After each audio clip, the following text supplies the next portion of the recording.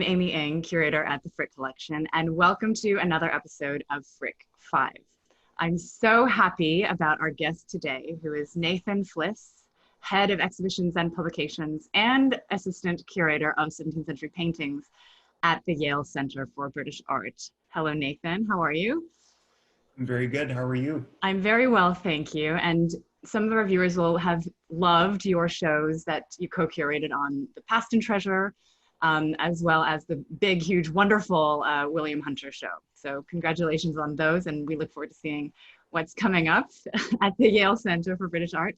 And Nathan's relationship with the Frick and our friendship started some years ago because we were in a kind of unusual position of both institutions, the Frick and the Yale Center for British Art, being the beneficiaries from the same private collection. And so there was a nice moment of sharing some wonderful generosity by a private collector. So that's how we got to know each other.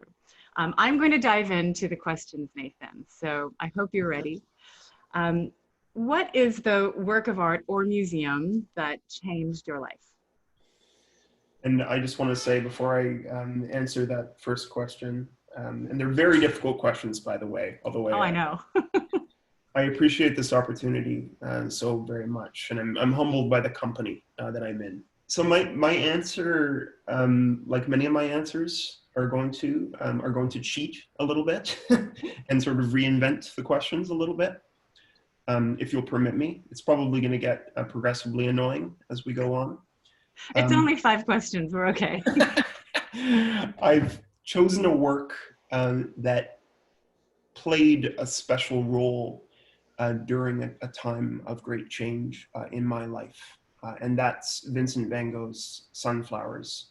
That's the version that's now at the Van Gogh Museum in Amsterdam. And this is going to get a little heavy before it gets lighter. Just as a warning. When I was 17 years old and learning how to paint in oil, I copied this work.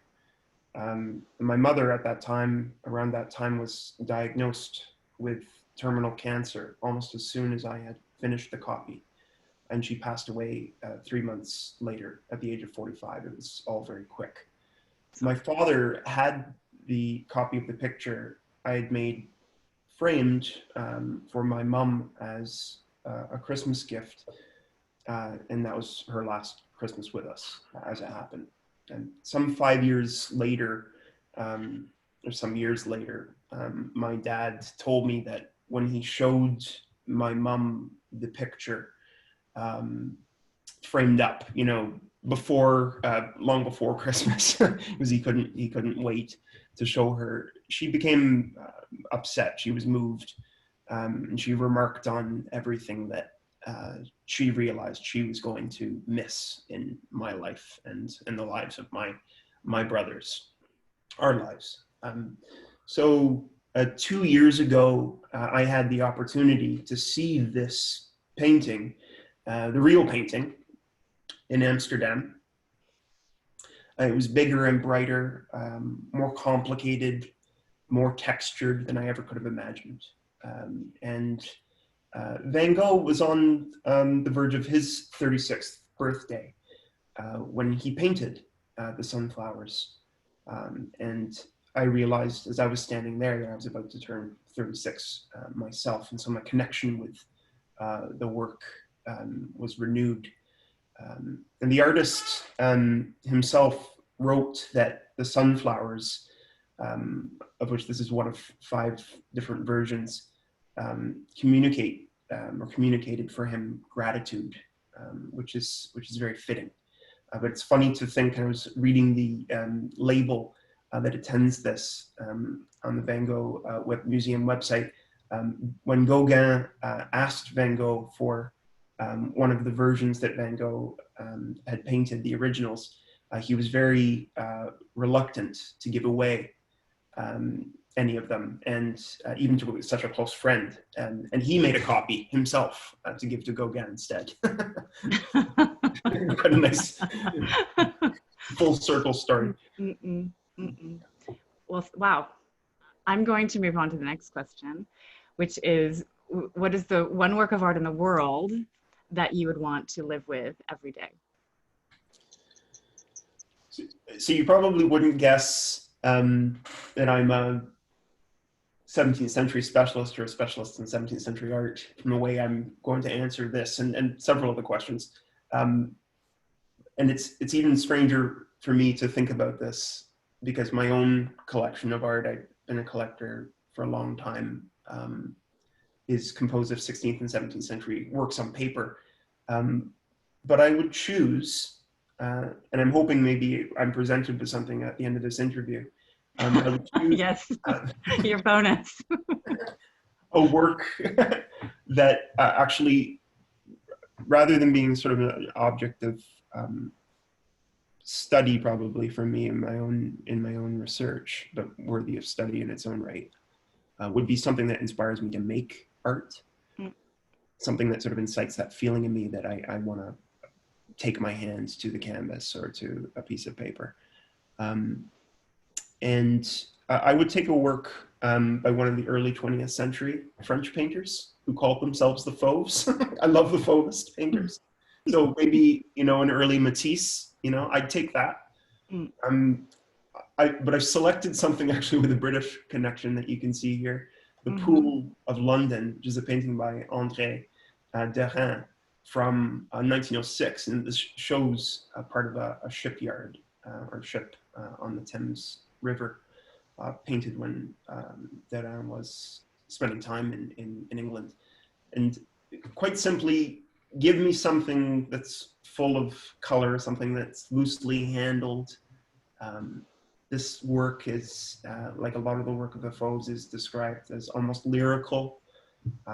It has an element of the unfinished. There's spaces of blank canvas in between some of the facets of paint. You can see in the middle of the ship there on the right. And those leave room, to think, for you to think, to project. I've always loved that. So I could live with that. Next question, which has to do with a book and a piece of music. Which book and which piece of music inspire you the most? And please do start with the book.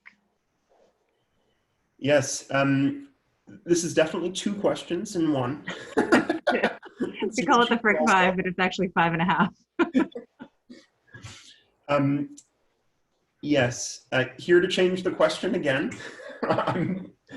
I'm thinking of a book that, looking back on my life, changed it. Changed, I guess, my way of thinking about books and about writing.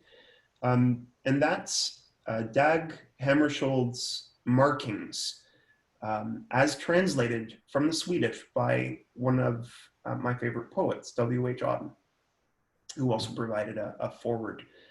Hammarskjöld was an economist and diplomat who became the second Secretary General of the UN. That was in the 1950s into the early 60s. He died, his life was cut short. He died in a plane crash in 1961 en route to ceasefire negotiations to do with the Congo crisis. And the book that became Markings, posthumous book for him, of course, incorporates his diary, which is full of statements of belief, axioms, really. They look like axioms, philosophical ideas, a lot of religious ideas, Christian ideas, poems, and dreams. Though, as Auden notes in the foreword, the Markings is, and the original diary of Hammarskjöld was devoid of anything about his political life or job or the circles that he moved in. Quite remarkable. I inherited my grandfather's copy of Markings, and he probably bought it new. First came out in 1964, I think. And I think I believe it's the form or format of that writing, Dag's writing, I'll call him by his first name. I know it so well now. it's short paragraphs, which at a glance look like, it looks like a book of quotations almost. And the sense of calm and solidity that pervades it, I think shaped my grandfather's own book of thoughts, dreams, and quotations, which I used to pour through at my grandmother's house. And this in turn shaped the form of my own diary writing and inspired me to record my own thoughts and dreams and quotes from other books, which created a kind of dialogue between diaries and books and among books, and between me and my grandfather, who died when I was only 3. That's my mom's dad. But I inherited much of his library along with this book, many of his books on art, as well as his painting box and his oil paints with which I painted the copy of the sunflowers. Oh my God. Yeah. I see a book here, Nathan. There's something, another book. Another book. There is something timeless about, something prescient, something really knowing about markings, going back to the book. The piece of music. The piece of music, I'm going to look much earlier, and I'm going to look to England. I've chosen Thomas Tallis's Spem and Allium, which was composed in the early 1570s.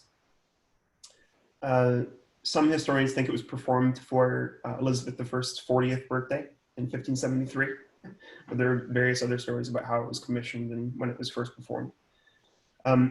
This gets a bit technical. It's a 40-part motet, a short sacred choral work without accompaniment. So I wish we could hear it now, but go and listen to it. It's wonderful. It's this pure sound of human voices singing in unison. The 40 parts are arranged in 8 choirs of 5 voices each. Try to imagine that. And those choirs, those groupings, are typically placed into a large circle. Like you see the speakers here in this photo, which we'll come back to. The work, Tallis's Spem and Allium, is just about over 12 minutes long. It seems to start out, I was listening to it again today, of course, to get this right, with a few voices, maybe one of those small choirs, and then it builds up to the full 40, and the sound rises and falls and rises again, like flames, the flames of a fire, I've often thought. Halfway through, it reaches a crescendo. There are a bunch of different crescendos, a bunch of different peaks, but this one's quite special. At halfway through, about just past 6 minutes, the voices suddenly cease for almost a full second or second and a half before coming back again, full force. And then it stops once more like this near the end, and then with a little bit more singing afterwards, it concludes with one final ascent with this long kind of hanging note, which is very powerful and drawn out and just ends. It was very hard to answer that question. I love music. I listen to music when I'm writing.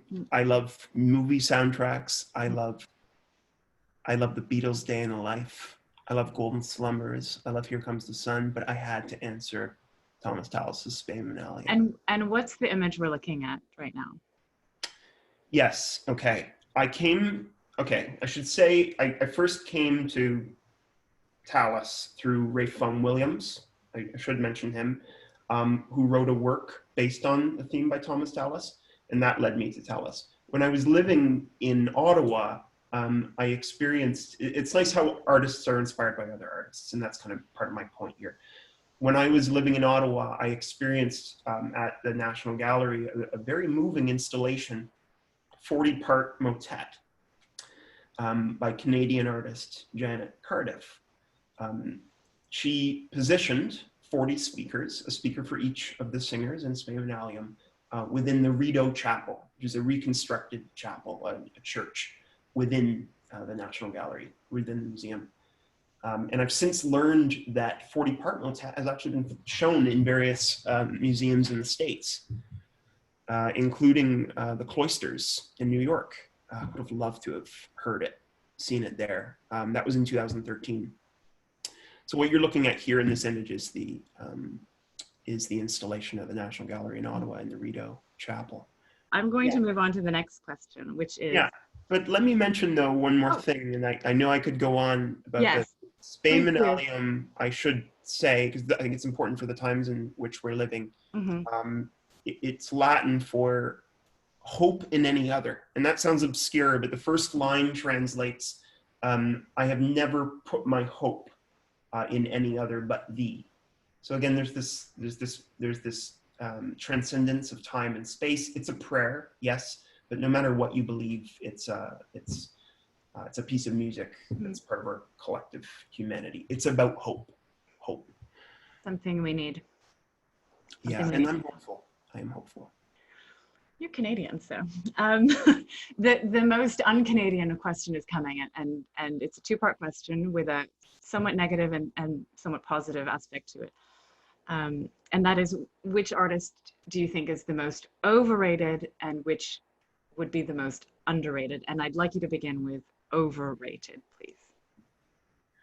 Okay, yes. So I'm going to spare Renoir. He's already been taken. Yes. Poor Renoir. Poor Renoir. My answer is Pablo Picasso. Has anybody taken him yet? Nobody's taken him yet. Picasso. He's everywhere and everything. And you know, there's even a car made by Citroën called Picasso, and it has his signature on it, even though he had nothing to do with designing the car. I appreciate his incredible creativity, prolific output, you know, chameleon-like ability. All of the great things. His facility in a wide number of media, you know, printmaking, painting, ceramics, sculpture. But he is, and whether it's his fault or not, absolutely all-consuming, I think, even to the detriment, perhaps, of the reputation of other artists. He takes up a lot of... For example, Georges Braque. Yes, he overshadows Georges Braque. You know, this is a question that I know will gain people enemies. Sorry. Yeah, well, I'm not. You know, but I like that you've chosen this, what I think is like a very, very moving portrait of Picasso. Probably at a point in his life, probably that he wasn't ever expecting to have attained the kind of fame that he has, and sort of long-standing fame and posterity. And I think this is a 1908 photograph, you know, just the year after Demoiselle d'Avignon, which wasn't really widely seen, you know. So, you know, there's something, I totally get the assessment of the overall career and fame now. But there's something kind of charming about this portrait. You know, it's just sort of before the moment of that great blow up of his persona, reputation. I think perhaps there's an air of sensitivity. He has yet to grow into that overcoat. You know, I love the pipe, very charming. But he does have the determined eyes of someone who looks like they know where they're going.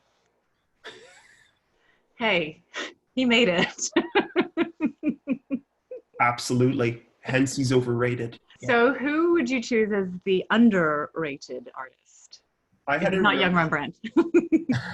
I had a really hard time with this question. I found it tougher than the overrated one in some ways. Printmakers, those artists who produce paintings, prints rather than paintings, tend to be forgotten and underrated, except by specialists in works on paper and collectors, I guess.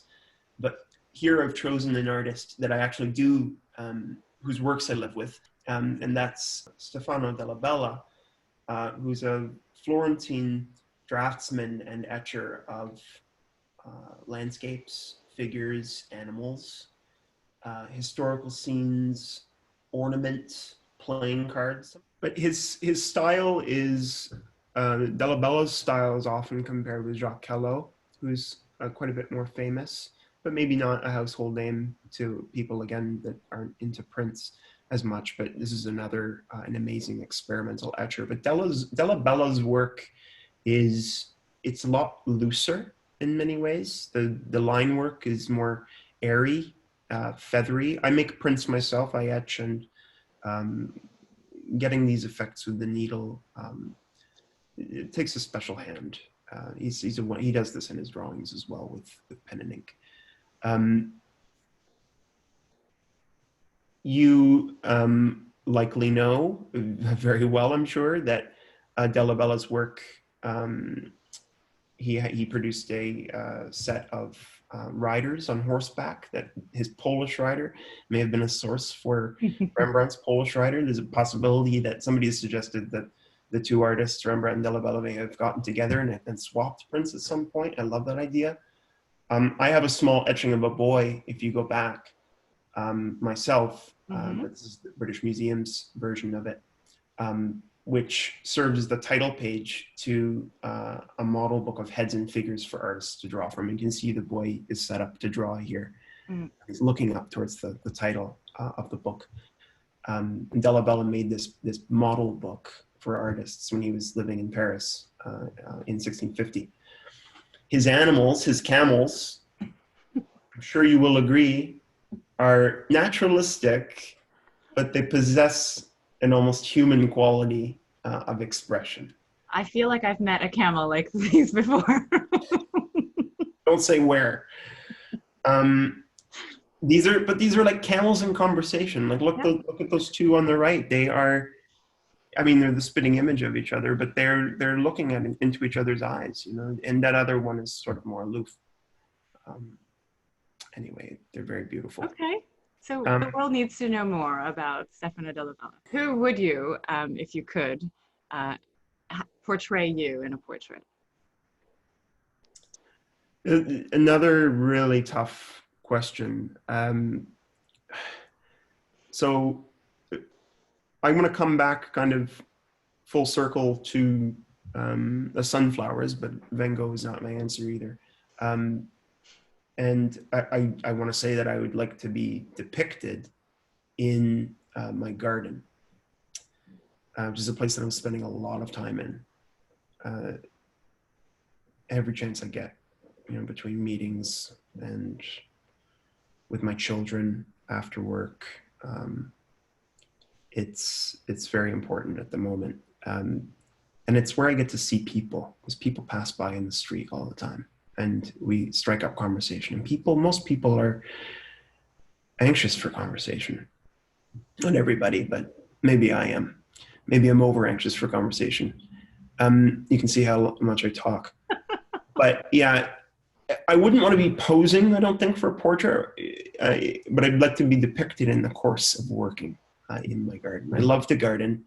I feel most myself when I'm there. It's a form of expression for me. I often feel, I was telling the kids the other day, like I'm painting or planning or altering a painting when I move the plants around or add something new or take something away. There's always a problem to solve. There's always an element of surprise as well. That sounds like Picasso. But to answer your question, and I've cheated once more, and I've chosen a couple. And they are, this is because I think these two people are, they're entwined with each other in many ways, that and with other people as well. But they're Vanessa Bell and Duncan Grant, and they're difficult to pull apart. I relate to both of these artists. I don't mean to place myself on their level at all, but I relate to them on many levels. And I'm drawn to their portraits of each other and of those intimate to them, like the ones you see here. This is Vanessa Bell's one of her portraits of her sister Virginia Woolf on the left, and on the right, Duncan Grant's portrait of David Garnett, a writer and sometime lover of his. I was extremely fortunate to visit some years ago their home, Charleston Farmhouse, which is in Firle, East Sussex, which I suggest when things are safer, everybody visit. I went with a dear friend who had actually known Duncan Grant and who had helped in the early 80s after Duncan Grant died to set up Charleston Farmhouse as a National Trust heritage site. She took me there one afternoon in June, and we had the privilege to visit the house and the garden, Vanessa Bell's garden, after hours, to see the rooms quiet and intimate, devoid of people except for us. It was incredible.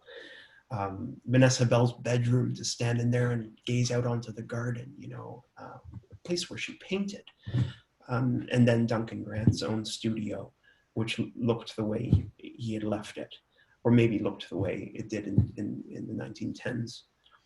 But in addition to being painters and designers of various kinds, these two artists were makers of spaces, rooms in their home, makers of their garden.